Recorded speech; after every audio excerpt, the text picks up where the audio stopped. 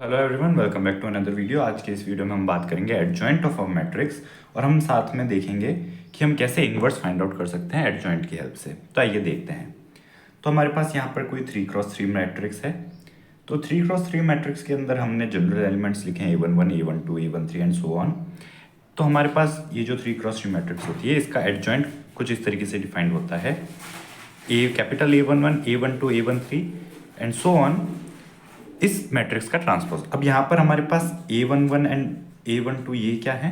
ये हमारे पास हैं कोफैक्टर्स।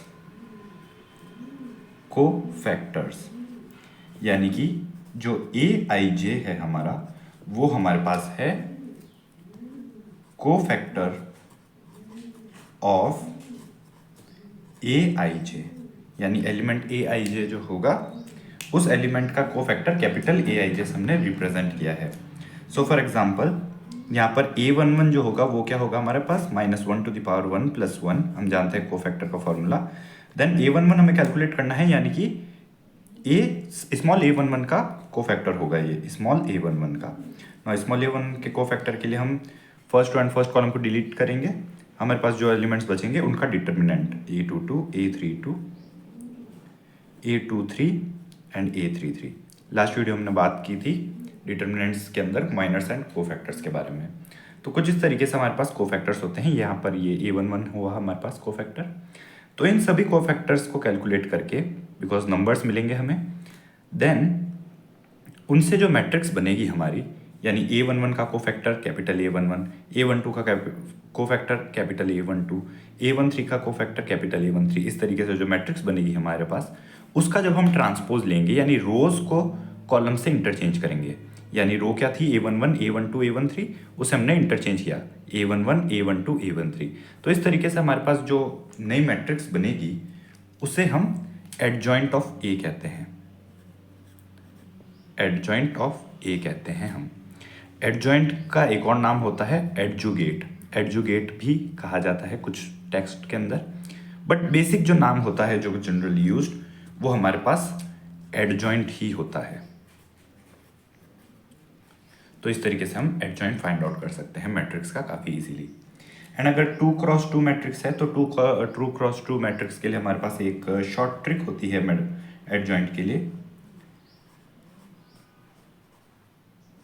एक ट्रिक कहें या फिर एक सिंपल मेथड होता है एडजॉइंट ऑफ 2x2, जहाँ पर ए हमारी 2x2 मैट्रिक्स हो। तो उसके लिए जो एडजॉइंट जब हमें निकालना है, फॉर एग्जांपल अगर मैट्रिक्स हमारे पास ए है, A11, A21, A12 and A22, तो इसका जो हम एडजॉइंट निकालेंगे, तो इसके एडजॉइंट के लिए सिंपल हमारे पास मेथड होता है इज इक्वल्स टू, यहाँ पर सबसे पहले आपके पास जो प्रिंसिपल डायगोनल है उसे इंटरचेंज कर दीजिए आप। तो हमें मिलेगा A22, A11 एंड देन जो आपके पास रिमेनिंग एलिमेंट्स हैं ऑपोजिट डायगोनल के, वहाँ पे साइन चेंज कर दीजिए। तो हमें क्या मिलेगा -A21 -A12, एंड ये हमारा एडजॉइंट हो जाएगा 2x2 मैट्रिक्स का। नाउ एडजॉइंट की हेल्प से हम इन्वर्स कैसे निकाल सकते हैं किसी मैट्रिक्स का? तो उसके लिए हमारे पास एक प्रॉपर्टी होती है, एंड वो प्रॉपर्टी ये होती है कि जब हम किसी मैट्रिक्स को, मैट्रिक्स ए को मल्टीप्लाई करवाते हैं एडजॉइंट के साथ, तो हमें जो मैट्रिक्स मिलती है वो कुछ इस तरीके से मिलती है, डिटर्मिनेंट इनटू आई। आई यहाँ पर आइडेंटिटी मैट्रिक्स है, जो भी ऑर्डर होगा उसके अकॉर्डिंग। नाउ अगर हम यहाँ पर मल्टीप्लाई करें, जिसे कि हम कहते हैं प्री मल्टीप्लाई ए इनवर्स से दोनों साइड्स, तो हमें क्या मिलेगा? हमें मिलेगा adjoint A is equals to determinant into A inverse. Because determinant तो सिर्फ एक नंबर है, तो हम कह सकते हैं A inverse is equals to 1 upon determinant into adjoint A. तो ये हमारे पास एक फॉर्मूला होता है इनवर्स को काफ़ी इजीली कैलकुलेट करने का with the help of adjoint. कि हमारे पास अगर एडजॉइंट है तो एडजॉइंट की हेल्प से हम काफ़ी इजीली जो इनवर्स है मैट्रिक्स का उसे डिटरमाइन कर सकते हैं। तो आइए इसे एक सिंपल एग्जांपल की हेल्प से समझते हैं। सबसे पहले हम 2x2 मैट्रिक्स का एग्जांपल लेते हैं। फॉर एग्जांपल 1 2 3 एंड 4 हमारे पास सिंपल सी एक मैट्रिक्स है। नाउ इसका अगर हमें ए इन्वर्स कैलकुलेट करना है तो हमें सबसे पहले एडजॉइंट फाइंड आउट करना होगा। नाउ एडजॉइंट के लिए अभी हमने फॉर्मूला देखा, एडजॉइंट ए जो होगा वो सिंपली हमें मिलेगा, ये हमारे पास मैट्रिक्स है, डिटर्मिनेंट नहीं। तो हमारे पास एडजॉइंट जो मिलेगी मैट्रिक्स वो मिलेगी, सबसे पहले हम प्रिंसिपल डायगोनल को इंटरचेंज कर सकते हैं एंड देन रिमेनिंग एलिमेंट्स को नेगेटिव कर दीजिए। तो हमारे पास ये एडजॉइंट मिल गया हमें। नाउ हमें और क्या चाहिए, डिटर्मिनेंट ए। तो डिटर्मिनेंट ए हमारे पास सिंपली होगा 4 1 = 4 माइनस 3 2 = 6 इज इक्वल्स टू -2। तो हमारे पास जो इन्वर्स हमारे मिलेगा A inverse is equals to हमें मिलेगा 1/डिटर्मिनेंट ए इंटू एडजॉइंट ऑफ ए। तो वो हमारे पास होगा -1/2 4 -3 -2 1। कुछ इस तरीके से हमें इन्वर्स मिल गया काफ़ी इजीली। हम चाहें तो मल्टीप्लाई करके भी लिख सकते हैं, तो A inverse is equals to, या फिर 1/2 बाहर रहे वो भी एक ही बात है, उससे कोई फ़र्क पड़ेगा नहीं। सो अगर हम मल्टीप्लाई करें तो -1/2 इंटू 4 हमें मिलेगा -2, देन -1/2 इंटू -2 हमें मिलेगा 1, -1/2 इंटू 3 3/2 एंड लास्ट टर्म -1/2। तो कुछ इस तरीके से हमारे पास इन्वर्स कैलकुलेट हो गया है। आइए वेरीफाई करके देखते हैं हम कि हमारे पास ये इन्वर्स की वैल्यू सही है या नहीं। उसके बाद हम एक 3x3 मैट्रिक्स का इन्वर्स फाइंड आउट करेंगे। तो अगर ये इन्वर्स सही है तो हमारे पास a इंटू ए इन्वर्स जो होगा वो इक्वल्स टू 1 आना चाहिए। हमारे पास आइडेंटिटी मैट्रिक्स हमें मिलना चाहिए। इन्वर्स का मतलब यही होता है हमारे पास। तो हमारे पास मैट्रिक्स है 1 2 3 4 एंड इन्वर्स है हमारे पास -2 1 3/2 -1/2। तो आइए अब इसे मल्टीप्लाई करके लिखते हैं। नाउ सबसे पहले फर्स्ट रो जो है वो फर्स्ट कॉलम के कॉरस्पॉन्डिंग एलिमेंट से जब मल्टीप्लाई होगी तो हमें मिलेगा 1 इंटू -2 प्लस 2 इंटू 3/2 हमें क्या मिलेगा 3, तो +3। देन 1 इंटू 1 हमें मिला 1 प्लस 2 इंटू -1/2 हमें क्या मिला -1, तो हम लिख सकते हैं +(-1). देन 3 इंटू -2 हमें क्या मिलेगा -6 प्लस 4 इंटू 3/2, 3 इंटू 4 3,4 को -2 एंड 3/2 से हमने मल्टीप्लाई किया, तो 4 इंटू 3/2 हमें क्या मिलेगा 2 2 = 4, so 2 3 = 6 again. And then 3 into 4 को हम 1 एंड 1/2 से मल्टीप्लाई करेंगे, तो 3 इंटू 1 3 एंड 4 इंटू -1/2 हमें मिलेगा -2। एंड आप देख सकते हैं 3 - 2 1, 3 - 2 1 एंड 1 - 1 0, 6 - 6 0। तो हमें आइडेंटिटी मैट्रिक्स मिल रही है, यानी कि हमारा जो इन्वर्स है सही था। तो आइए एक बार 3x3 मैट्रिक्स का इन्वर्स फाइंड आउट करके देखते हैं। तो हमारे पास कुछ इस तरीके से 3x3 मैट्रिक्स है, इसका हमें ए इन्वर्स फाइंड आउट करना है। Now A inverse find out करना है तो हमें सबसे पहले इसका एडजॉइंट फाइंड आउट करना होगा एंड देन हम इसका डिटर्मिनेंट फाइंड आउट भी करेंगे। तो आइए सबसे पहले एडजॉइंट फाइंड आउट करते हैं। तो एडजॉइंट ए जो होगा हमारा, उसके लिए हमें सभी कोफैक्टर्स को डिटरमाइन करना होगा।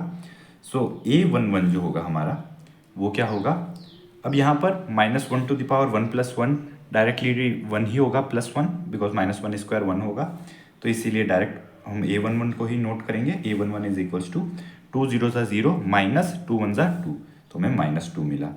देन हम लिख सकते हैं A12 की वैल्यू। A12 के लिए अगेन हमारे पास क्या होगा, अगर आप इसे इस तरीके से समझना चाहें तो A12 के लिए होगा हमारा 2 1 = 2 -1 1 = 1, तो 2 - 1 1 हुआ। एंड A12 के लिए हमारे पास नेगेटिव साइन आएगा, तो -1 इंटू 1 -1 हमें मिला। नाउ A13 जो होगा हमारा वो क्या होगा, first row and third column को ब्लॉक करने से मिलेगा 2 1 = 2 -0, तो A13 हमें 2 मिलेगा। एंड -1 टू द पावर 1 + 3 हमें क्या मिलेगा, -1 टू द पावर 1 + 3, 1 + 3 हमारे पास 4 है, तो अगेन +1 ही मिलेगा। तो इसीलिए माइनस को हम एक बार को लीव करके डायरेक्ट साइन पुट कर रहे हैं। तो A21 में हमें साइन क्या मिलेगा, 2 and 1 2 + 1 3 होगा, तो माइनस साइन मिलेगा। तो A21 इज इक्वल्स टू जो भी हमारे पास रिजल्ट आएगा उसका नेगेटिव। नाउ A21 के लिए second row and first column को हमें ब्लॉक करना है, तो 2 1 = 2 -2 0 = 0, तो यानी कि 2 मिलेगा, तो -2 करना होगा हमें साइन चेंज करके। देन A22 के लिए भी हम लिख सकते हैं। A22 के लिए हमारे पास आप देख सकते हैं हमें मिलेगा 2 1 ज़ा 2 -0, सो हमें 2 मिलेगा again and sign plus. Then A23 के लिए हमारे पास साइन नेगेटिव होगा, जो भी हमारे पास रिजल्ट आएगा 2 1 ज़ा 2, 2 -1 तो 1, तो यानी कि साइन हमें चेंज करना होगा -1। देन A31 जो होगा हमारे पास यानी कि third row and first column, so 1 0 0 1 का हमें सिंपली 1 ही मिलेगा and sign -1 to the power 3 + 1 3 + 1 4, so sign positive रहेगा। A32 जो होगा हमारे पास 1 1 1 0 यानी कि 1 मिलेगा again and sign change because 3 + 2 5 होगा। एंड देन A33 जो होगा हमारे पास वो होगा 1 0 ज़ा 0 -1 यानी कि -1 एंड साइन चेंज नहीं होगा बिकॉज 3 + 3 6 होगा। तो इस तरीके से हमारे पास कोफैक्टर्स की वैल्यू आ चुकी है। नाउ कोफैक्टर्स की जो वैल्यू हमें मिली है उसकी हेल्प से हम एडजॉइंट फाइंड आउट कर सकते हैं। तो हम लिख सकते हैं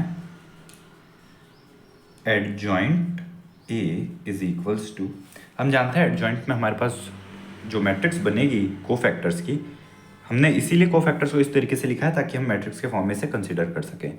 तो इस मैट्रिक्स का हम ट्रांसपोज लेते हैं, तो ट्रांसपोज लेंगे तो हमें क्या मिलेगा -2 -1 and 2 -2 -1 and 2, then -2 2 and 1 -2 2 and -1, then 1 -1 and -1।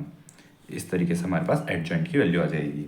Now अब हमें डिटर्मिनेंट फाइंड आउट करना है।